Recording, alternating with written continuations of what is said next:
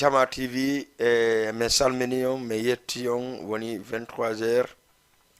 hiɗo gandi hari de mari émission men on darida à partir de 22h destination 23h mais ɗo en fuɗɗike 23h ha e minuit sallah jaaɓi haray ko onon e DJ Bella Jolili ɗum ɗon fof ko tardinno en hari de mari invité ɓe mais ɓe wawali arde no manno ko yewten enen e ɓe invité men ɓe wawali hewtude donc ɓayno hiɗo andi émission on ko ma o waɗa e ko service on ko noon o wayi hande en waɗa tun émission seeɗa waɗen un peu anditen ko feƴƴi kon e seeɗa ɗon andi koye suuma e wonɗen ko donc hara yetta soɓɓen noon ɓe amali yandi par ce que min kam mi jooɗi ɗo mi amata koye yewtu e mi amude donc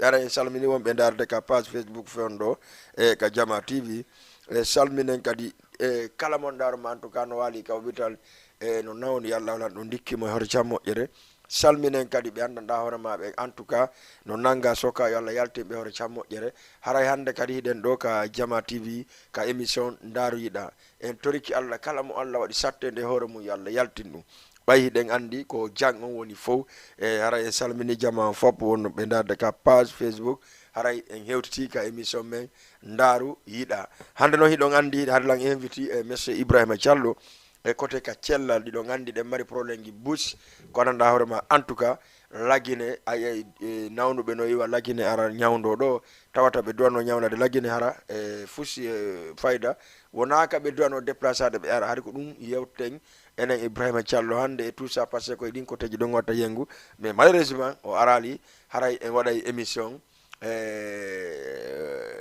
welɗo émission ndaroyiɗa heɗoɗen seeɗa musique yewten seeɗa yewten fi ɗon andi koye suuma e wonɗen suuma e noon mi sikki ka la plupart ka ɓernde wonata donc diina ka ɓernde naka hunduko hara en salmini téléspectateur ɓe fof merci karamoko Mamadou Winda Diabo hiɓe ɗo merci Basing aussi merci Tidjani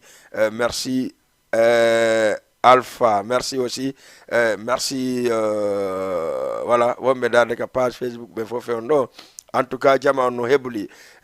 fewndo ni ko woni ka caméra ji ko DJ wuri en même temps kadi ka régime kadi ko kanko ka son kadi ko kanko ko lumière ko kanko DJ wuri ɗa wakkiligo e petit donc merci karama ko Mamadou encore 1000 fois depuis Laguiné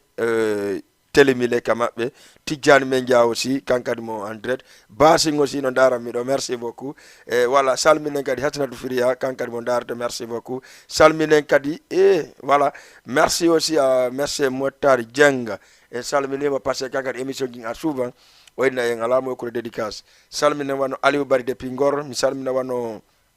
Moutar aussi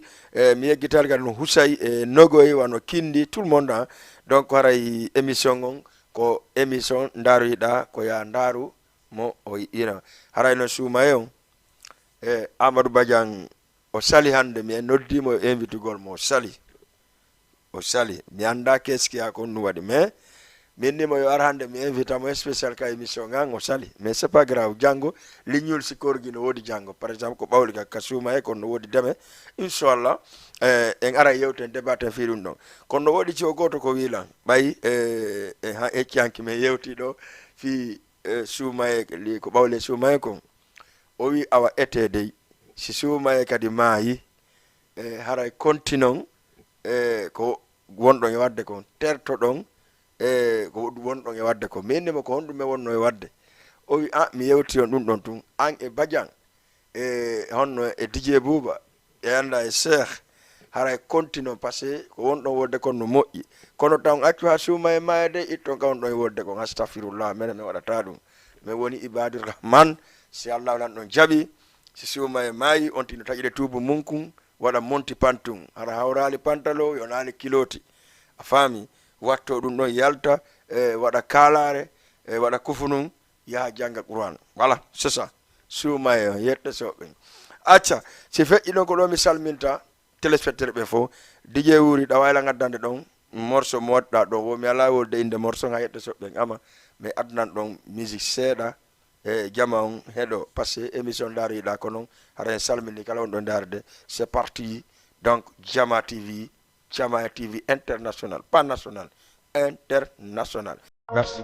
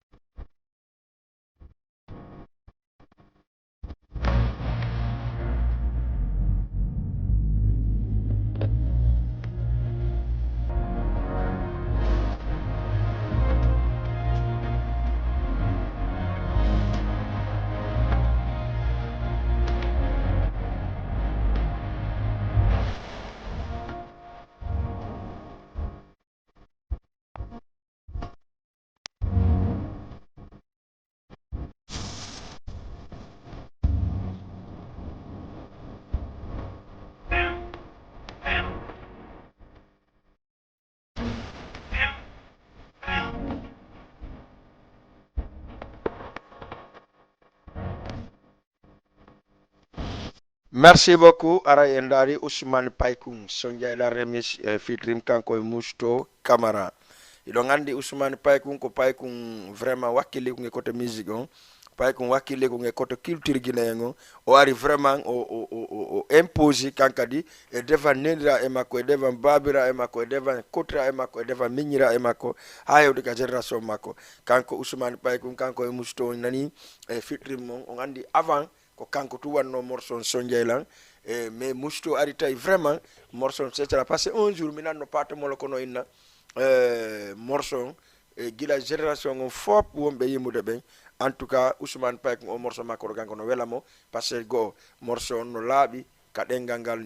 no yewti donc tout ça voilà merci djiby masi ko numéro merci beaucoup djiby masi ko no darde émission on depuis la Guinée Conakry merci beaucoup monsieur Yero étoile de Fouta merci beaucoup toi aussi merci encore une fois Karamoko Mamadou ɓe ndara en ɗo hande kadi en direct donc ɗo mi salmina wonno président moyen Guinée o monsieur Souleymane Bari Bantingel mi salminimo mi salmina wonno président jeunesse moyen Guinée on kadi kanko monsieur Sidi Ndeylo mi salmina kadi wano kanko président l'association l'alliance de la sous-région monsieur Chamal Albari Bantingel donc gorko ha ka worɓe kadi par ce que ɗo gandi ko gorko mo hulata wiyede ko gorko mo hulata ngayuri e Fouta Diallo woni monsieur Jamal Albari Bantingel merci beaucoup salmina Safiyatu ɓeygu makko mi salmina kadi sere Jo Diallo on fof mi accali hay goto donc wano Jo Diallo e siraɓe en kadiade pita mari ambori depuis la Guinée Ramatoullahi Mali depuis la Guinée donc wano esiraɓe en kadiatu pita nene fune hay nena gaccatu bari bantingel mi salminiɓe par ce que hande ko hirde hande ko hirde sama donc hara si feƴƴi ɗon oɗo mi salmina Ibrahima Sorika en kadi wonɗo ko alliance de la sous-région mi salmina wano encore DJ Thierno Bari chargé de communication en tant qu'alliance de la sous-région miɗo salminde Mamadou Sall mi salminimo kankadi depuis Pikine mi salmina Amadou Badian kankadi mo ɗo mo darde émission en direct kanko guiɗo jama wuuri en salminimo kankadi en wiyo jama on vraiment ɓe partage e siɓe partage ɓurtay labede e fotugol en salmini kadi kala mo nanɗa hoore ma en tout cas nda wono impec Thiaroye Camara Thiaroye Hajja Binta Yombol ɓenno fof salminama ka émission men daroyiɗa salminen kadi modi joni arten arta e goɗɗugo kadi donc mi andini on ko Ousmane Paykou ndaɗon ɗo fitrim kanko e Mousto Camara donc Ousmane Paykou ko Paykou voilà kun koye fata ko walla wiya koye Paykou wakkiligu e côté musique on si feƴƴi ɗo nane o daari Binet Diallo Mali e jiwo formaɗo ɗo e Dakar o yehi laguine o imposi devant génération makko fof en tout cas hande il est devenu Binet Diallo Mali c'est vraiment o wakkiliki e côté culture guinéen o donc feƴƴen ɗo hiɗen andi en aray e Ceerno Mamadou en aray Habib Fata ko en aray e wano kan Karim Soulay Karim Paykoum pardon en aray wano certain Petit Ba kadi wala avant tout d'abord DJ Wuri si tawi Petit Ba no ɗon addanala morceau Petit Ba d'abord jama on dara kum Paykoum kadi Petit Ba Paykoum wakkili e côté musique guinéen on côté culture on addanami Petit Ba e wawi feƴƴude merci haray kala wonɗo darde fewn ɗo en salminimo en salmitikemo kadi vraiment yoɓe partage Jama TV ko télévision mo ko onon Guinéen jeeyi o télévision min noon wona minen jeeyi o télévision wona wuro giɗo Jama jeeyi o télévision wona Amadou Badian jeeyi o télévision wona Didier Ba jeeyi o télévision ko Jama on jeeyi o télévision ko ɗum o inna Jama TV Jama TV noon ko partout aduna long donc wara men torikew men jeeji on partage emo arton kadi ɓurton kadi abonnade ka page Facebook min ƴetta télé o joni min wattoya e sokeje mon ka salonji mon joɗɗon ndaron télévision on Jama TV c'est pour vous tous vraiment merci beaucoup wonɓe darde fewndo ɓen haray DJ Wuri adnan ɗon Petit Ba heɗoɗen ɗon taw seeɗa ɓayɗande ma waɗen gallunku simi arta e makko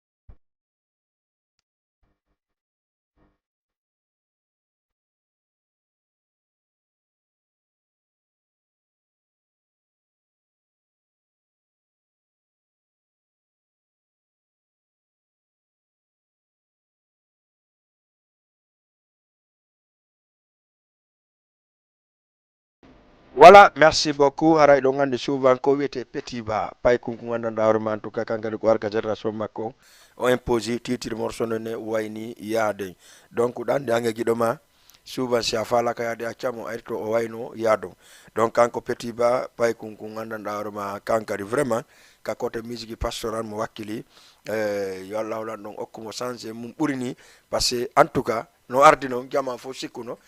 wawata wonde mais alhamdulillah ɓenni wakkilare ko kafa Allah kono mi wurano no birete ardi noon no Ousmane Paye ko ardi noon wano kanko petit ba aussi no ardi noon hara toujours aɗa ko ɗum kanko fans club makko fof kadi hiwrama kanko petit ba ɗo mi salminta simini petit ba ɗum mi salmina Dieynabou Lafo par ce que vraiment ko mo yiɗi petit ba moƴƴa wayna petit ba ko bandirawo makko hara mi salminimo ko ɗo mi salminta encore kanko Dieynabou Lafo encore kono mi wori noon wano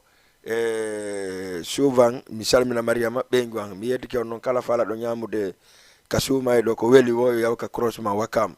haray mo moƴƴinde salade e liƴƴi brochette gerto ceke seeɗa no woodi ɓay no fewndo ko suumay haray kala falaɗo ñamude ɗin piiji fof yo yawka croisement Wakam ale mi sikki tum ɓe affiche naylan joni numéro cerveau vocal on kadi ka écran pour jama on anda mono fala publicité même ka suuma e ɗo mono fala kadi wano invité de débat et tout ça hara yo noddu men kadi ka toujours ka numéro téléphone après mi sikki wuuri a affiche nayen numéro cerveau vocal on souvent jama on andita ko o woni numéro pardon numéro service commercial on pardon jama on anda ko noon numéro service commercial on donc si feƴƴi ɗon hara hiɗen yahude honto haray ɗe yaɗɗo ha laggine Konakiri comme no mi wirno nane noon salminen balde mari fala mananje mboma wendu hara en salminima moƴƴa salminen kadi wano Allah awa ɗo no foti tijani men ja mi yeggitalima yiɗa miɗo lando so tawiɗa e jang merci depuis telemile e fango fof mi salmina wano oustaz Dumbuya kadi iɗon andi ko kanko waɗanta hen ɗo warate chaque mardi jeudi et vendredi si tawi mi fayali ko kanko waɗanta hen ɗo warate merci Djiby Mas donc haray encore une fois mi salmina wono madame wuuri kiɗo jama Aissa kanko defata ɗo min ñama ka suuma e ɗo wonde min yara ndiyam walla mi waɗa ataya hande noon mi yaali ataya on tawa je ne sais pas ko non so tawi ko wuuri woni soda leysi ko wonno d' accord haray mi antina on programme ji ɗi fof si mi arta joni so Allah jaɓi mi antina kon watte programme ji somme on fop haray Jama TV no mari programme comme Amadou Badiane no mari émission DJ Ba no mari émission DJ Bela la même chose émission ji ɗi fof mi antana joni programme o 1 an yilten wuuri kiɗo jama si tawi mboma no fewndi ɗo adna mboma heɗoɗen ɗon taw mboma si arten e deuxième partie on wawen gollude émission on par ce que ko ɗo woni émission Ndaro Yiiɗa.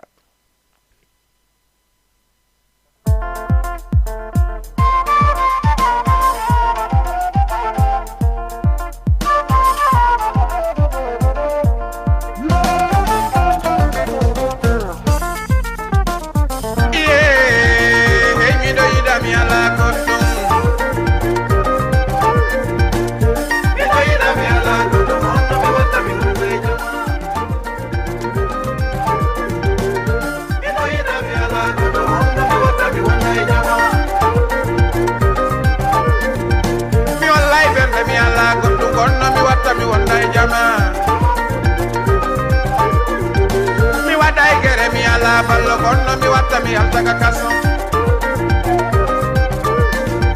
Konangi haju ala kutu kono watta seda jama Siwel dube habi na pigi sori ajogi de netai ngabun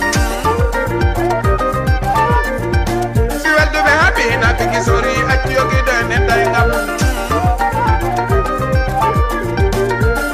mi utama we undo ko mi palama nene malandi noma abe malandi noma koto malandi noma jaja malandi noma papa malandi ma babe ma ube malandi noma hey mi do yida mi ala koptum mi do yida mi ala koptum kono mi watta mi wonda e jama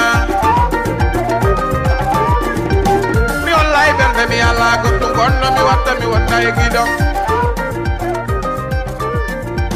nene alandilam babe alandilam koto alandilam jaja alandilam allandilam babe mawɓe allandilam iye komi mi yetti baba hay se ngadi mi olli baba ɓe naydiru ko andiga yidi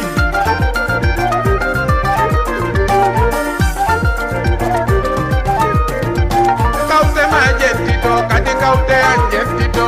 ay pemen ngumbete ko honnum waddete sayi on fewndito ko rijoɗoɗen wijoɗen fewdomi fallama e fewdo ko fallata iye miɗo yiɗami ala goɗɗum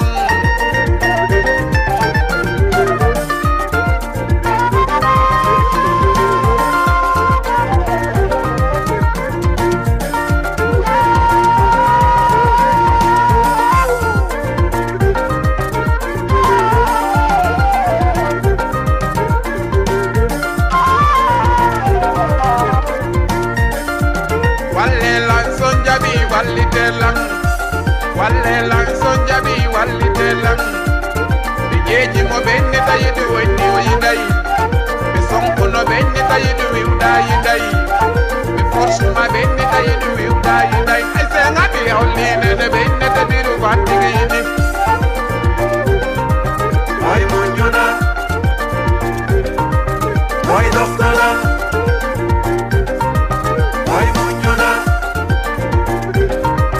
moy doftona welduɓe haaɓi nappiki sori acci yogide nettay ngabum si welduɓe haaɓi nappiki sori acci yogide nettay ngabum wallelan son jaɓi wallitelan hey komi emi hey ko emi tawnomi waɗa tawno waɗa wala wallelan wallitelan signé mboma par ce que kecco yiɗaɗo mo ala goɗɗum hari jonno ko kecco yiɗaɗo marɗo bus par ce que alhamdoulillahi mboma simi manditike mboma komo weendu mboma komo telemile mboma komo lagine fof par ce que mboma sa landike mo question o wolta kontoni ka maɓɓe exactement o yettoma kanko komo laggine fof et puis si feƴƴino komo afrique fof merci mboma weendu donc si feƴƴino o yi onon kayno mboma ardino mboma wonno artiste jo fulawa mais o impose fulawa o woni fulawa c'est à dire o wonta konakiri de une semaine walla 2 semaines hara o hewti fulawa mais e nder mum o impose ton ka dennaboji ka mariage ji ka football ka soirée ji o ha hande mboma woni mboma international partout adnalla mboma no yahude invité concert ji invité o pays da arta o pays da invité o pays da parce que so ndari wano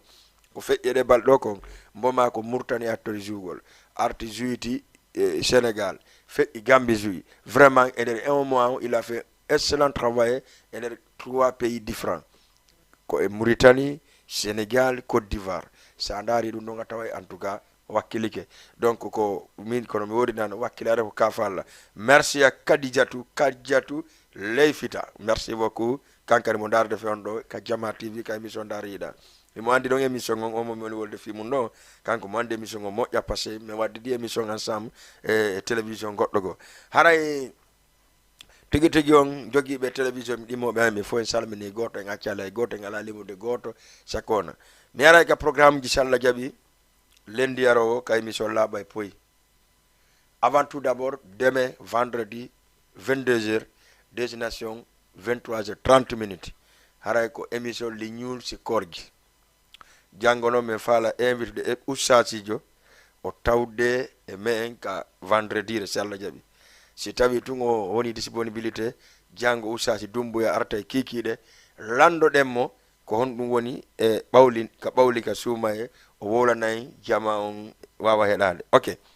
si feƴƴi ɗon en aray e lundi si allah ɗum jaɓi hiɗon andi samedi dimanche ko émission ndeya ka olofu jo jiwo waɗa ɗo émission jo lakkati show lakkati émission ne lakkati show c'est à dire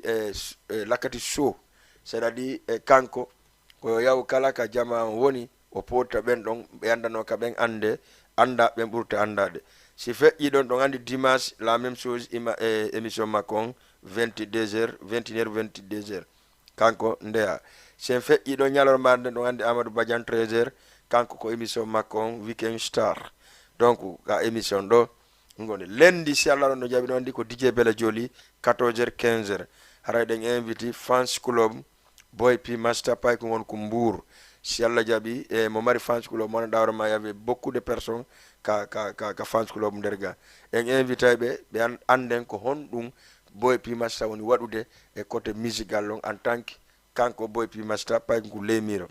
acca si feƴƴi ɗon kiikiiɗe si 22h on yoni ko ɗon woni ko show par ce que ɗon andi émission laaɓa e poste kala mo men invitata ɗo haray hiɗon andi men no woodi hakkunde makko e communauté guinéen on kanko noon si tawi kanko hutora wara ka émission o laɓɓinana men poyi si o kanko kadi woni ko hutori jama on kanko kadi wara o laɓɓinana men ko woni toy comme woni on DJ Diaw Longfort si Allah jaɓi lundi 22h ko enen e DJ Diaw ka plateau men ɗo e ka émission laaɓa e poste animé par Amadou Badiane, DJ Bella Joli, DJ Bouba, avec une seule invitée chaque fois. C'est évident, semaine prochaine, on Arteng et Monsieur Souleymane Bari commissaire. Ko kanko wonde wadde yontere lendi arodo ka émission la bay poy. Donc si Allah jabi yontere hande jeudi haray de mari invité be dido. Donc Souleymane Bari pay kunkun ma e Pita Geme centre. Ɗum non passé ɗon andi ko SD vision o jogi SD supervision kanko woni président on vice président on ɗon Ousmane Conté woni président on kanko Djeynabou parcelle o woni présidente donc kanko Djeynabou noon hewtay ɗo kanko e Ibrahima nde ñande ko gorko e debbo mi inviti en tant que jogiiɓe e o mouvement fotayɗo noon donc si feƴƴi ɗon haray mi andini on janngo yandi men toriki on men jeeji on ka émission lignol sikorgi ko ɗum ɓawle suumay on haray yo ndaaro émission o moƴƴa mais lendi baba Amadou Badiane ala souci merci voilà téléspectateur ɓe on ɓe ndaarde Jama TV ka émission ndaaro yiɗa ko juste hande mami waɗana on ɗum haram mi accali émission on waɗa vide c'est pour cela passé ɓe mi invite ɓe vraiment ɓe wi ko suumay on kono noon ɓe nunno min haldi ha min fotti ɓe duwano ɗum confirmude e konngol maɓɓe ngol wawi yadde émission on ko ɗo tega Jama TV émission on mo gandanɗa hoorema ko ndaaro yiɗa donc haray tous les lundis sallah jaɓi 14h 15h ko émission ndaaro yiɗa en waɗay ka suumay ɗo débat e nodden jama o yewdiden e maɓɓe côté culture on et tout ça donc ka jeudi jeɗen kadi mi andino sen heɓali invité en fuɗɗoto émission men on leere nde fuɗɗen o waɗa un peu de musique beaucoup de paroles pour yo jama on andu vraiment émission ndaaro yiɗa on no existe par ce que suuma e ma e woni ha yetta soɓɓen to ɓe faami fewno ɗo ɓe ɓuuri men ɓe andi en min fof mi yano ka duɗɗal ko woni tum ɓay golle ma ɗen ko golle ma acca voilà aray en salmini séréji ɗin fop wona o ma o salmini Ramatoullahi Sarane depuis Grand Dakar Aissatou Bari depuis Grand Dakar salminen kadi wano Madina Hulali ko kamɓe woni groupe Madina Hulali mi yeggitali kadi wano kanko Nafisatou présidente Madina Hulali on et madame Camara aussi wano Hassanatou kankadi kanko madame Camara depuis Grand Dakar ɓenamo Hassanatou ka Madina Hulali sere se ngi wi ka sere Madina Hulali aren ka sere Jo Diallo mi accali hay goto se ngi wi ka sere Jo Diallo aren ka sere Foli rewɓe mi salmina Oumar Sodo e Hadja Binta ɓeygu amen walla e siraɓe amen c'est la même chose mi salmina ɓen ɗon fof kala wonɗo ka Foli rewɓe mi arta kadi noon ka haldi fotti ɓen ɗon kadi fof salminama séréji ɗi fof mi accali hay goto ko kamɓe jeeyi émission on kamɓe jeeyi télévision on si Allah jaɓi no woodi émission goto tawata ko rewɓe ɗiɗo wonɗen e invité par ce que problème no woodi ala ɓay poye ɗo Djeynabou Laf prépare-toi Mamadou Binta Bosi prépare-toi meɗen arde mon parce que en waɗa émission si Allah jaɓi mo kala waɗa émission ka laaɓa e poste ka Jama TV ɗo ko ɗo woni Jama TV laaɓa e poyi pay koye hulata gueɗe yata ñawore andi o yaw noon ne Mamadou Kirim Karum o yaw noon ne Amadou Kirim Karum o yaw noon ne Bouba Kirim Karum achaka laaɓa e poste DJ adnan noon ko fewndi wo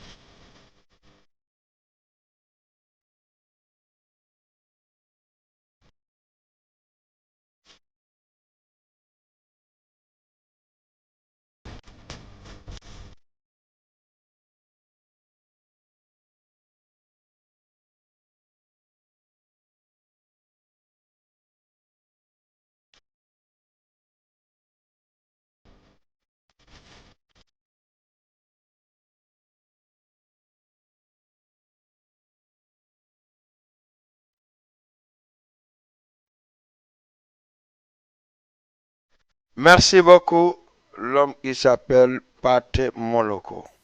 Ah, il andi ko doyen be benni. Pate Moloko be yimata sina be waji. C'est-à-dire souvent so nani morso makon on anday ko neddo wawdo yimude andudo ko yimete. Parce que on nani wo nyande go hay jullere laamu asikkay ko antunjey nyande go weta hara aje ya jullere laamu ne parce que ko lubal ko dum alfa konde hebi donc nyande go tawa inna bi e mabbe ko antunjeybe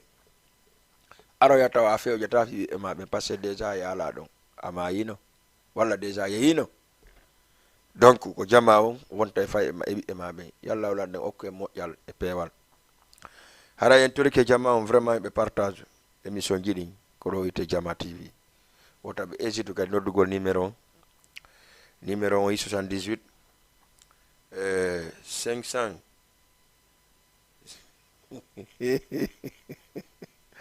no I don't know yet so be jala lan ko acha abulande wori tawulu petit tawulu ay fuy 500 d'accord yaraimo 588 voilà 72 merci beaucoup 588 72 nade mi wadi ko affiche be numéro giti an den no fandi mi kekrango mi reni kono vraiment mi don ko ande ko 588 voilà 78 588 72 ko woni numéro service commercial si la fala publicité ga si la fala affaire sponsor si la fala calande renseignement télévision on sa noddi on don vraiment o yetto mako laabi ara kadi joddon ka bureau makko yewton idon andi Jama TV no wodi ko mankiri kono na hara na ka jode yewte walla ko gaynen hajuji men vraiment alhamdulillah ya Allah wala non beydu yaajene len beyda moyen on Jama on kadi ara apprécia parce que wakilo wallito parce que de mari problème en guide en trop vraiment ni de mari problème parce que on woni on problème en yidirana nde o télévision dari no do mena men darno me wi sina hore be men be ar visite télévision o men wata ouverture makko men wadi ouverture télévision on Jama on foppu kadi ari jodi ka plateau beru arben woni sénégalais joni olofujo woni sere woni tukulorjo men wadde makko plateau mo 10 minutes à chaque personne pour que men andi Jama on ko men wi ko du won ton ko Jama TV donc Jama TV on yo andi ko TV won tele mais Jama on ko Jama on jeji dum non ko onon jeyi dum non hara meden fala soutenir ngol soutenir ko hondum nan aro ko men budi non mais yette produit mon on addon ka plateau do men joina mo do men holla Jama on hidon sponsorisé de émission jidi woni yeey do leydi sa addi sa ari en yewtay woni yeeyo galle promoteur sa ari yewtay woni kala mo da horma en tout cas woni ko boutique marda woni ko amorowo woni ko magasin marda sa ari en yewtay ha famudiren men andinama télévision ko fi Jama Guinée ngo fo wona o mawo donc mi salmi lon cerno bunda o kankane mo jodi do mo darami petit on ko jodi ko darami do kono ko café tumi da dali ata petit ko dum vraiment grave quoi acha haray enen gadi jokibe moyen parce que de mar Guinée be marbe moyen hibe ettude produit ji mabbe ni etta piji ko be jogi kon fo be nabaka télévision ji heddibe walla be suuda wiigol kambe jeyi sempre gozi no hulbini hande ko simi andi mo anno mari goddum mi yaaka makko simi do fala sodde dum do mi soda simi do fala nyawlade nyawlalan parce que ko enen c'est nous dans nous mais asa yetti piji jogi wano produit ji ma fo nabi ka télévision janini ayobi ton de millions te alors que din télévision ji jani don wallahi sina di télévision ji privé ata wobbe non wado 2 millions d'abonnés ka télévision 2 millions d'abonnés ara ka page Facebook dum ara naka jotto be dar ka salon jibe mais no wiide publicité feƴata non modi onon guinéen be acce wallindiren o hari ko radio ji tu wodi télévision go ari télévision go kadi ari ko andi jeunesse no wakkilade kono non vraiment jogi be mbudi ben o wakkilaki parce que ko erne personnel dum jogi do ko darno go galleji mon soda terenji mon ya utta magasin ji mon yeyo mais menen do combien de personnes hanen gollude ka entreprise do combien de personnes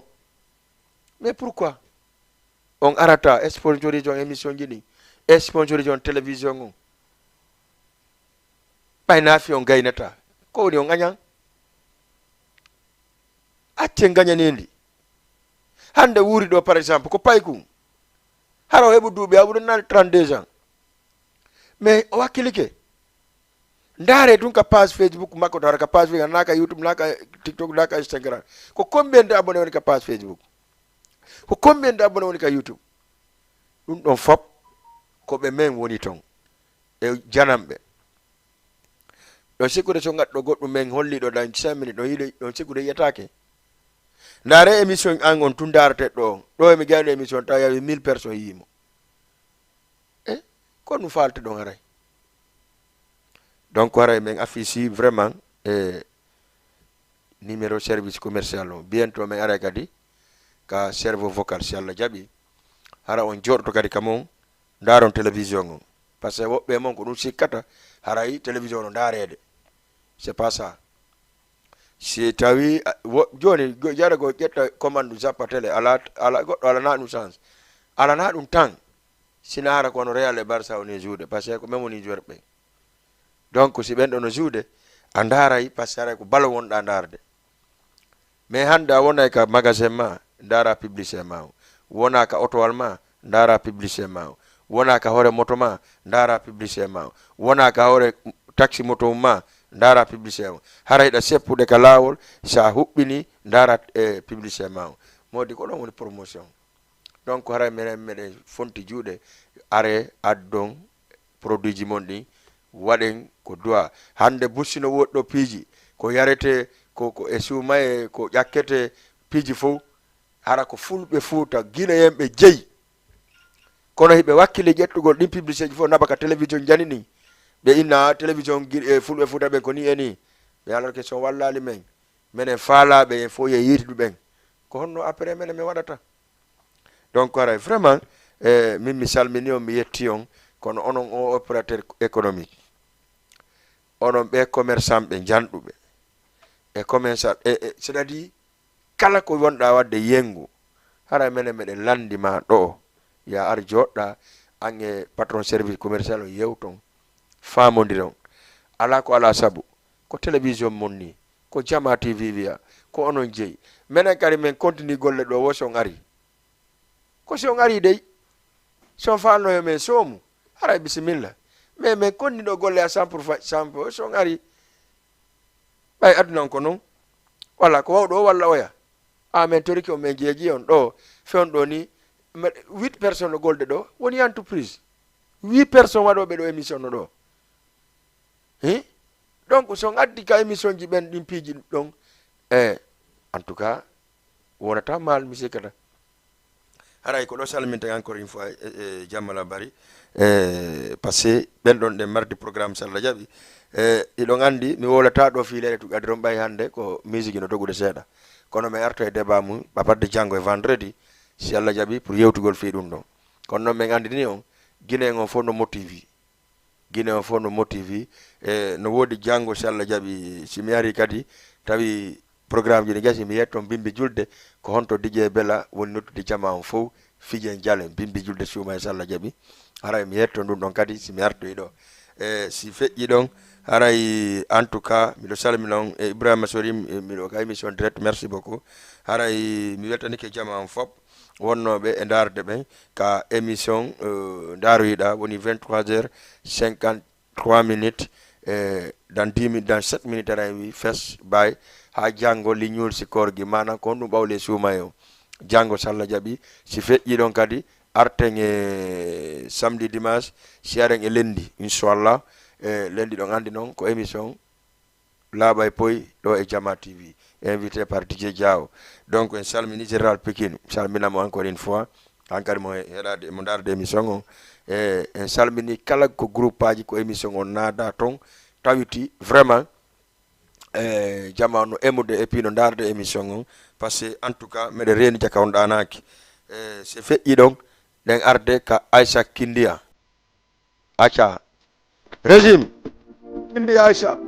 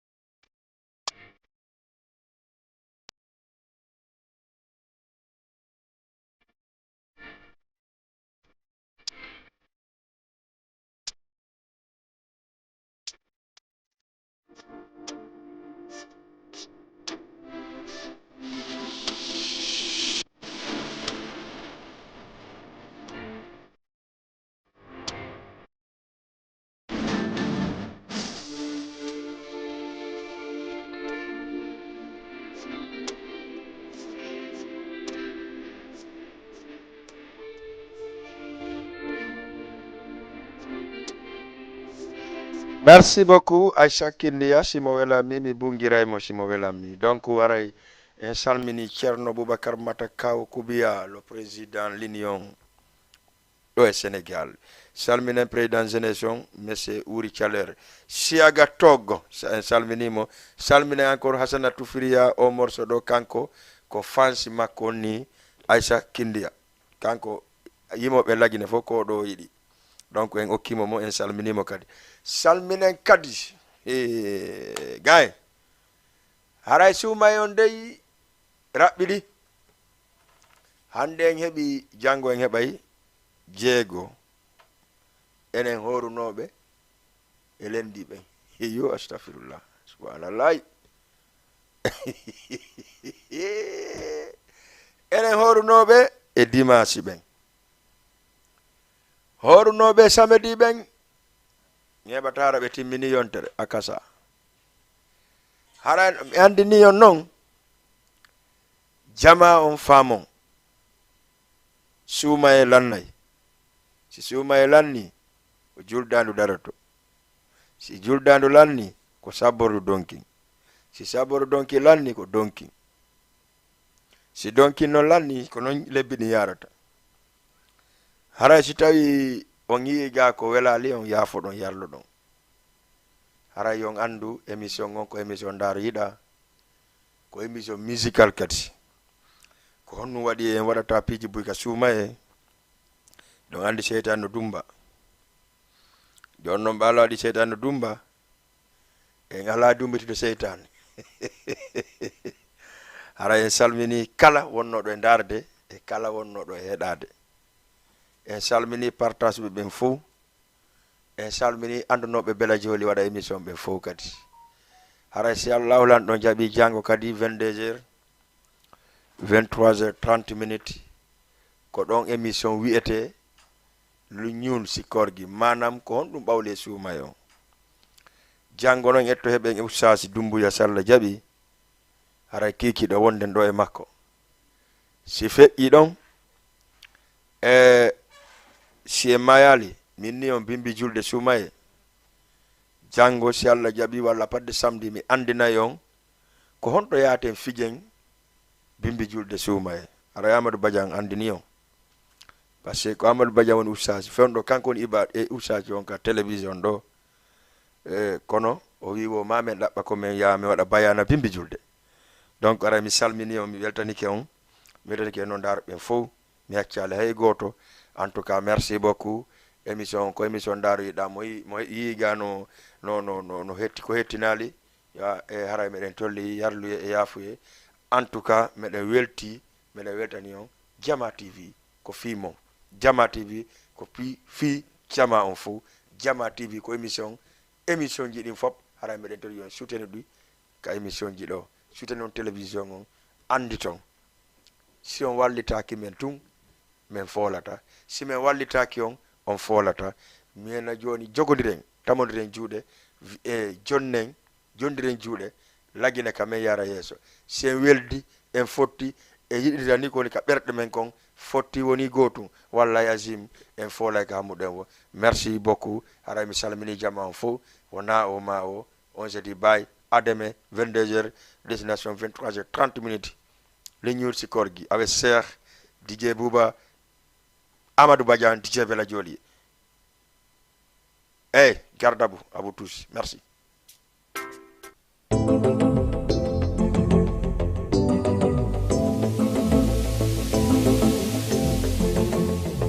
El Comoriano. Oh, no. Pai kun chandai. Gido moto wela gibuti. Si akibi koya danko mokadi. Jogitora wa wofundi. Mola fita fusu. Si migidi misu datana. Mimolete mikulata. Imani titita kwa Ichogore wa bobo Madula siri kidua Udambana kabirnima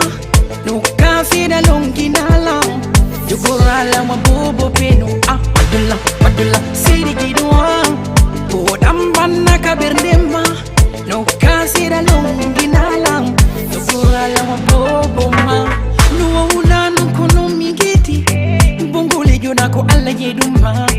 Sikurubu wadudano welala Sikulipika digino welala Bungule jona fema kutu Yarabi watuku wala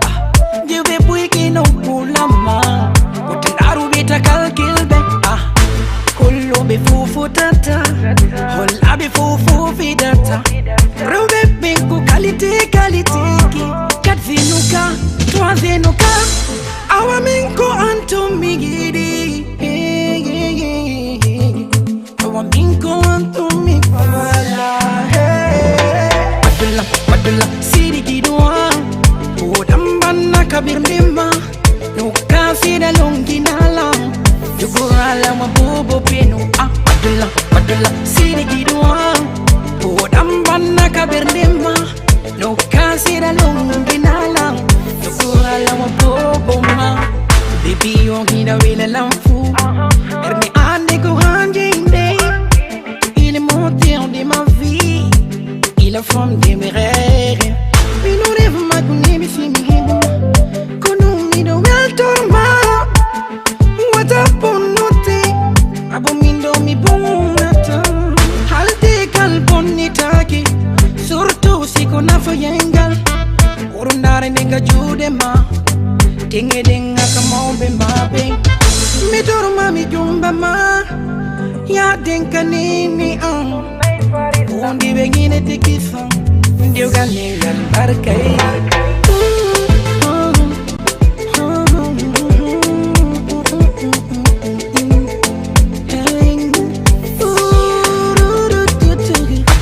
Madula siri jidua Udambana kabirnima Nukasi da longinala Jugurala mabubo pinu Madula siri jidua Udambana kabirnima Nukasi da longinala Jugurala mabubo ma